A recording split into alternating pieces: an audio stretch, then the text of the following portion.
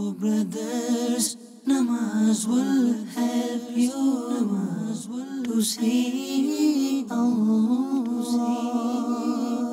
Oh brothers, Namaz will help you to attain Jannah.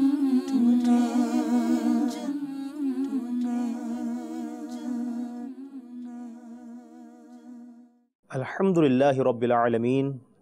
والصلاة والسلام على سيد المرسلين أما بعد فأعوذ بالله من الشيطان الرجيم بسم الله الرحمن الرحيم الصلاة والسلام عليك يا رسول الله الصلاة والسلام عليك يا حبيب الله الصلاة والسلام عليك يا نبي الله وعلى آلك وأصحابك يا نور الله.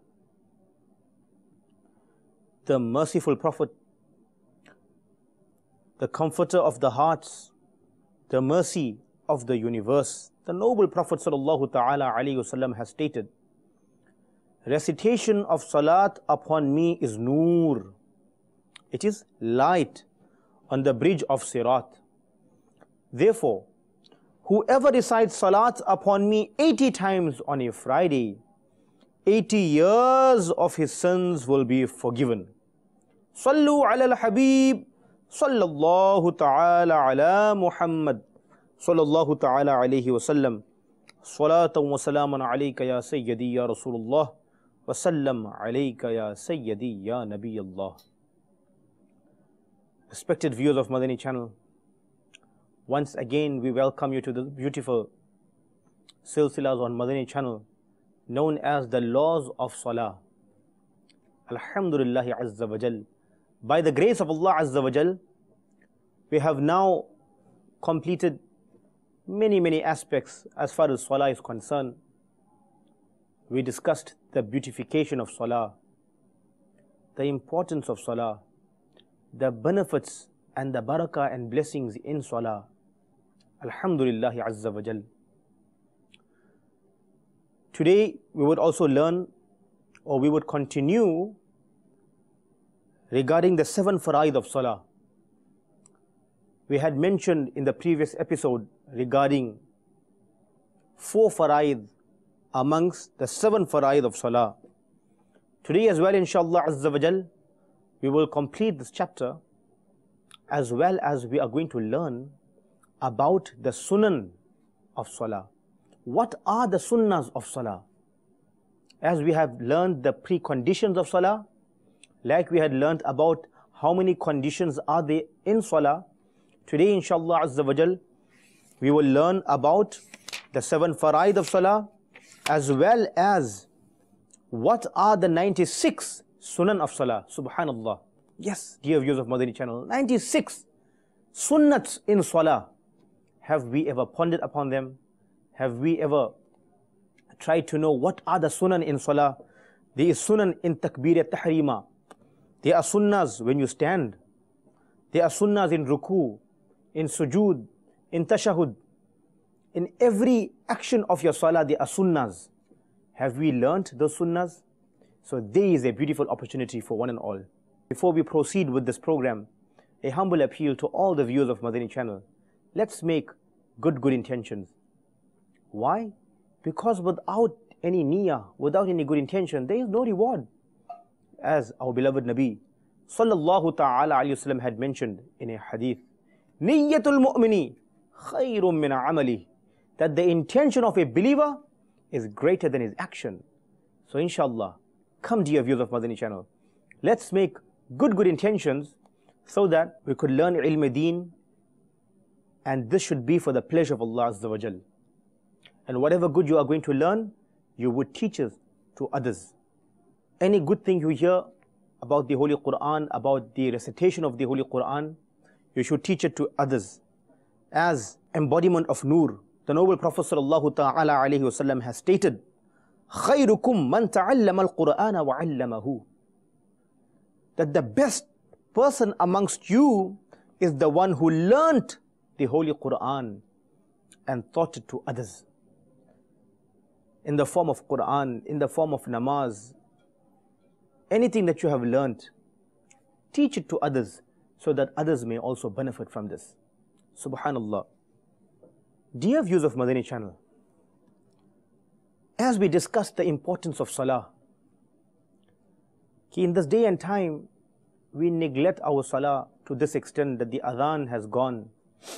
But we become so careless, we become so negligent that we are ready to sacrifice the time of Salah. We are ready to give up Salah, but we are not ready to give up the activities of this dunya. We would do every other kind of activity, but we have no attachment to Salah. Allahu Akbar. Therefore, to motivate one and all, inshallah, today I'm going to narrate a very beautiful story and incident of a great personality. And from this, we are going to derive how did the pious predecessors love to do good deeds.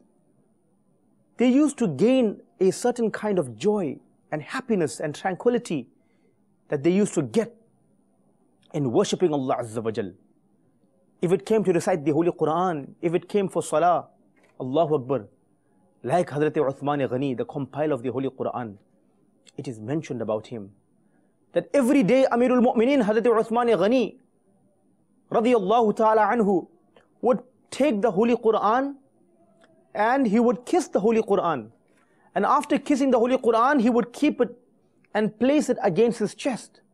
And tears would flood into his eyes.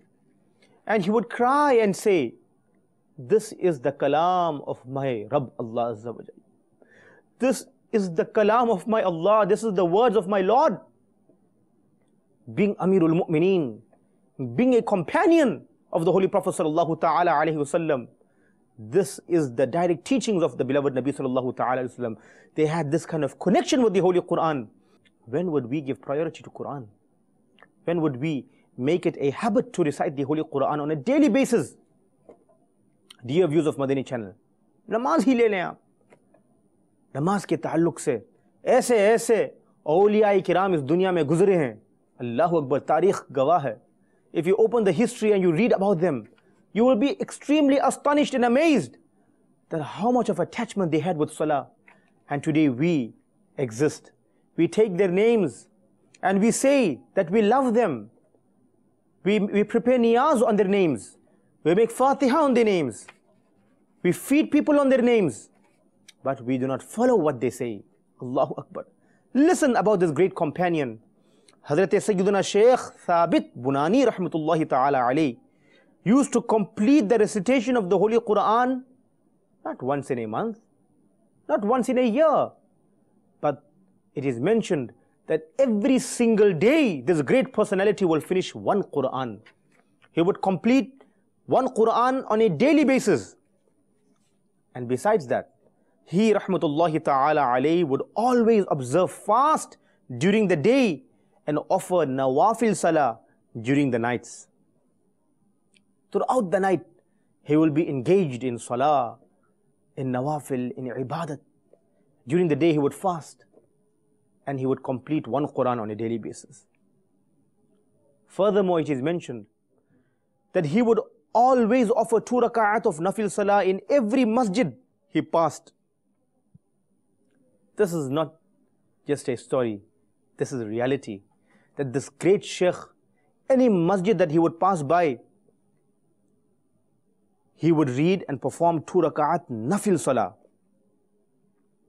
As it is mentioned, this salah is known as Tahiyyatul Masjid, revealing the blessings bestowed upon him. He says, I have completed the recitation of the entire Quran and I have wept in the court of my Lord Azza wa Jal next to each and every pillar of the Jami'ah Masjid.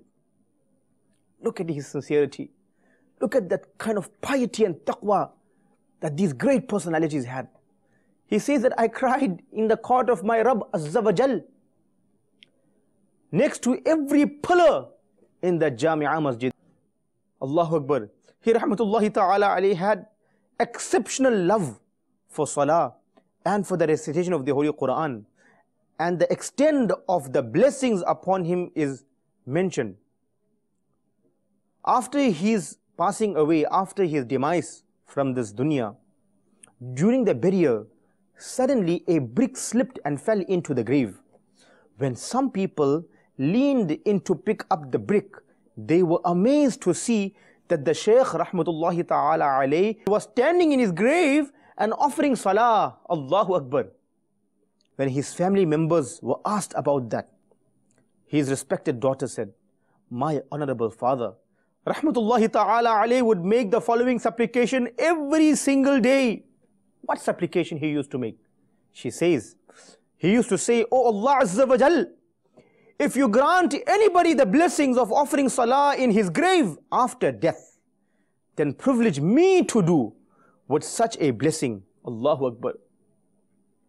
If you ever grant anyone the opportunity, तेरी दी हुई तौफीक से अगर किसी को ये इजाजत हो कि मरने के बाद कब्र में वो नमाज पढ़ें, Mawla wahdahu la sharik, grant me that blessing, grant me this opportunity that I want to stand in my qabr, I want to be in my grave, and I want to recite nawafil salah. Allahu Akbar. This was the level of iman, this was the strength of his faith, that he would supplicate in the court of Allah Azza wa Jal, not asking for the materialistic things of this world, but look what he's asking for. Oh Allah, grant me the opportunity to perform salah in the qabr, if this will ever be granted to any Muslim in the dunya. It is reported that whenever people would pass close by the blessed qabr of the Shaykh rahmatullahi ta'ala alayhi, they would hear the utterance of the recitation of the Holy Quran coming from inside the grave. Allahu Akbar. Why? Because in the dunya, in the world, they proved their attachment with the deen.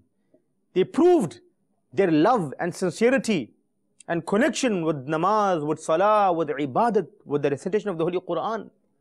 And after death as well, after their demise, Allah Azza wa Jal continues to shower His mercy and blessings upon these pious predecessors. Dear viewers of Madani channel, after understanding the spirit, after understanding how important it is for us to become true devotees of the Holy Prophet sallallahu ta'ala alayhi wasallam, so that we may follow the instructions of the Holy Prophet sallallahu ta'ala alayhi wasallam, let's learn about salah correctly. And after learning about salah, let's start to implement these things in our salah, in our daily basis. It's never too late to learn ilm deen, dear viewers of Madani channel. Subhanallah. Come, let's learn about the 7 Faraid of Salah. As we mentioned, number 1 is Takbir Tahrima. This will be a little repetition so that we may be on the same page. So inshallah, a few Madani pools that was discussed in the previous episode would be repeated, so that those that haven't heard would learn from the very beginning. What are the 7 Faraid of Salah? Number 1, Takbir Tahrima. Number 2, Qiyam. Number 3, Qira'at. Number 4, Ruku. Number 5, Sujood. Number 6, Qa'da Akhira. Number 7, Khuruj Bisun'ihi. So these are the 7 compulsory acts in Salah, the 7 Faraid of Salah. So we had already explained the definition of Takbir Tahrima. But just for those people, for those viewers of Madani channel that haven't heard about this, Takbir Tahrima is also called Takbir Ula. And Takbir Ula is one of the preconditions of Salah.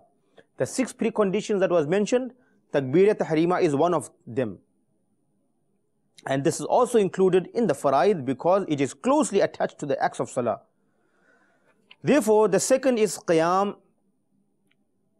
A very brief introduction for those that haven't heard.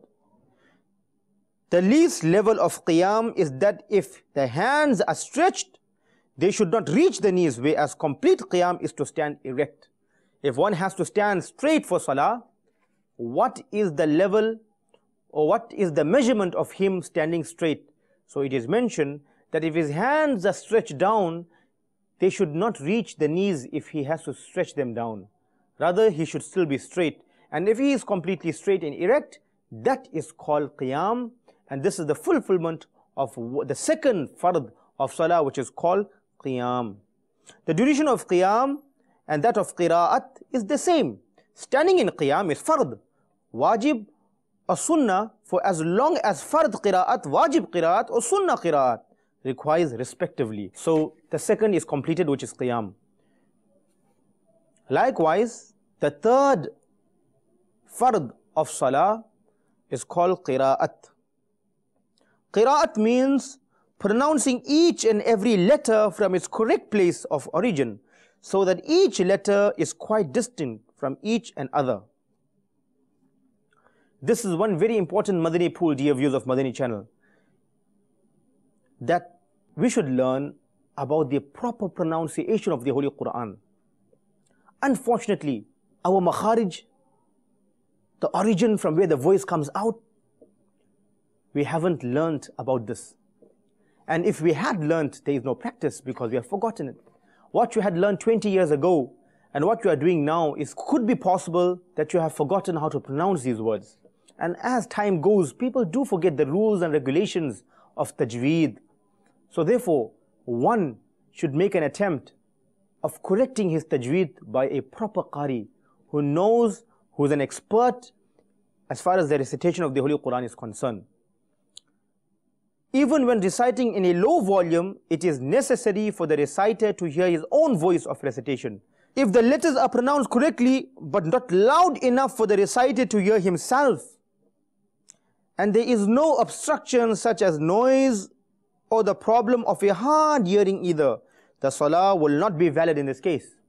So now do you know how important it is for one to hear his own voice? That if there is no obstructions in between, there are no obstacles whatsoever, it's possible that if he reads loud, he will be able to hear himself, but still deliberately he does not read, then such salah will not be valid. Allahu Akbar. Although it is necessary for the reciter to listen to the voice of the recitation himself, the sound should not reach others. In sirri salah, the salah in which recitation is done in a low volume. Similarly, listening to the voice of recitation while reciting tasbih, etc., is also necessary, as we just mentioned. However, I am just repeating these things so that those viewers of Madani channel that haven't heard the previous episode should know what was discussed in the previous episodes. However, dear viewers of Madani channel, pronunciation of the Holy Quran is really, really important. We have honestly neglected this department. We do not know what is the actual differences between certain letters, which is really important for us to know, because why? If the letters are not pronounced from its original place, then the meaning of the Holy Quran would surely change. Allahu Akbar. Let's listen to a great fatwa written by the leader of Ahl Sunnah, Hazrat Allama Maulana Al-Hajj Al-Hafiz Al-Qari Al-Sheikh Imam Ahmad Raza Khan alayhi rahmatur rahman.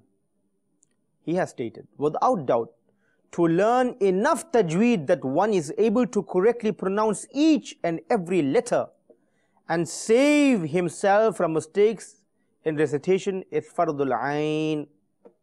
In other words, it is compulsory upon every individual to make sure that he is pronouncing the words from its original makharij. For example, what is the difference between ta and ta? Seen, sword, tha. Now, it's not simple. One can only learn how to pronounce these words correctly if he practices them. But if there's no practice whatsoever, and he just reads like the way he wants to read, then indeed, the meaning of a word becomes fasid. It becomes wrong. As a result of changing the sound of a letter, salah will not be valid. And this is extracted from Bahare Shari'at. Allahu Akbar. For example, if somebody says Azim instead of Azim, with a za instead of a dha, in Subhana Rabbiyal Azim, when you go into ruku, one says, the tasbih that's recited in ruku it's known as Subhana Rabbiyal Azim. And if somebody said Subhana Rabbiyal Azim with a za, his salah will become invalid. Allahu Akbar. Therefore, if somebody cannot utter Azim properly, he should utter Subhana Rabbiyal Kareem. If you have a problem that you can just not say Subhana Rabbiyal Azim with a va, not with a za. If somebody cannot pronounce this letter va correctly, then the ulama have mentioned that he should say Subhana Rabbiyal Kareem, Subhana Rabbiyal Kareem, Subhana Rabbiyal Kareem, instead of Subhana Rabbiyal Azim. Allahu Akbar. Now, have you known how important it is for one to recite the Holy Quran in a proper tone, proper recitation? So, dear viewers of Madani channel, pronunciation, qiraat, focus on your qiraat. कि हम जो पढ़ रहे हैं सही तरीके से पढ़ रहे हैं कि नहीं पढ़ रहे हैं. There is an opportunity for you. It's not too late. If you are busy, no problem. Join the Madani qafilas. In these Madani qafilas, they teach in that how to recite the Quran with proper tajweed. So test yourself, because why? There's nothing to feel shy about. This is related to the deen. This is related to your akhirah, for the betterment for yourself in this dunya and in the hereafter. So inshallah, dear viewers of Madani channel, after qiraat, the fourth condition, the fourth Faraid of Salah is called ruku. As we had just mentioned about ruku, the level of ruku is to bend forward to such an extent that if the hands are stretched, they should reach the knees, while complete ruku is to keep the back horizontally straight. The beloved Rasul of Allah Azza wa Jal, sallallahu ta'ala alayhi wa sallam, said, Allah Azza wa Jal does not see mercifully at such a salah of the person in which he does not straighten his back during ruku and sujood. Allahu Akbar. The fifth fard of salah, from amongst the seven, the fifth is known as Sujood Sajida. The beloved Prophet sallallahu ta'ala alayhi wa sallam said, I have been commanded to perform sajda on 7 bones. Number 1, the face, and both the hands, both the knees, finger sets of both the feet. I have also been commanded not to fold clothes and hair. Allahu Akbar. Dear viewers of Madani channel, 2 sujood are fard in each rak'at. It is necessary that the forehead properly rests on the ground. If someone performs sajda in such a way that his forehead did not properly rest on the ground, sajda would not be valid. Allahu Akbar. If the sajda is not done like it's supposed to be done, whilst the nose, not the tip of the nose, rather the nose bone, the nasal bone of the nose should rest on the ground, and the forehead should also be flat on the ground, where one should feel the hardness of the surface, the hardness of the ground should be felt on the head. Then one's sajda will be done correctly. So dear viewers of Madani channel, this is the position of sajda. So we should make sajda correctly, and after sajda, the 6th condition is called qa'adai akhira. After the completion of all rak'ats of salah, it is fard to sit in qa'da for the amount of time in which complete tashahud, meaning at-tahiyyat up to wa rasuluh, is recited. After that is khuruj bi sun'ihi, which is the 7th fard of salah. Khuruj bi sun'ihi, meaning after qa'adai akhira, deliberately saying salam, talking, or any other such act that finishes the salah. This is the meaning of khuruj bi sun'ihi. However, if any other deliberate act except salam was found, repeating such a salah will be wajib. And if any such act was found without intention, the salah will be invalid. May Allah subhanahu wa ta'ala make us practicing Muslims. Sallu ala al-Habib, sallallahu ta'ala ala Muhammad, sallallahu ta'ala alayhi wa sallam, salatan wa salaman alayka ya sayyidi ya Rasulullah, wa sallam alayka ya sayyidi ya Nabi Allah. Oh brothers, namaz will help you to see Allah. Oh brothers, namaz will help you to attain Jannah.